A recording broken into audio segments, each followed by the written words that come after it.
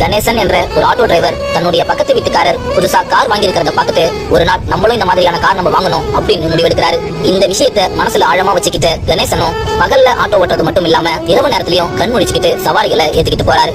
சவாரியை முடிச்சிட்டு அவர் கையில சேர்ற நிறைய பணத்தை பார்த்துட்டு கொஞ்ச நேரம் நம்ம தூக்கத்தை தள்ளி வச்சு சவாரி ஓட்டினதுக்கே நம்ம கிட்ட இவ்வளவு காசு சேருதுன்னா அப்ப நம்ம தூங்காம முழுக்க சவாரியே ஓட்டினா நம்ம கூடிய சீக்கிரத்துல கார் வாங்கிடலாம் போல அப்படின்னு யோசிச்சு ராப்பகல்ல கண் முழிச்சு சவாரி ஓட்ட ஆரம்பிக்கிறாரு. எப்படியோ அவர் ரொம்ப கஷ்டப்பட்டு காசு சேர்த்து கடைசியில காரும் வாங்கிடுறாரு. ஆனா அவருடைய சந்தோஷம் 2-3 நாளைக்கு கூட நீடிக்கல. ஏன்னா அவர் இரவு நேரத்துல முழுக்க கண்முழிச்சு ஓட்டினதுனால ரொம்ப உடம்பு சரியில்லாம படுத்த படுக்கையா ஆயிராரு.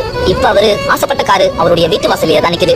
இருந்தும் அவர் ஆசைப்பட்டு வாங்கின காரை பிடிச்ச மாதிரி ஓட்டி சந்தோஷப்படக்கூட இப்ப அவருடைய உடம்பு ஒத்துழைக்க மாட்டேங்குது.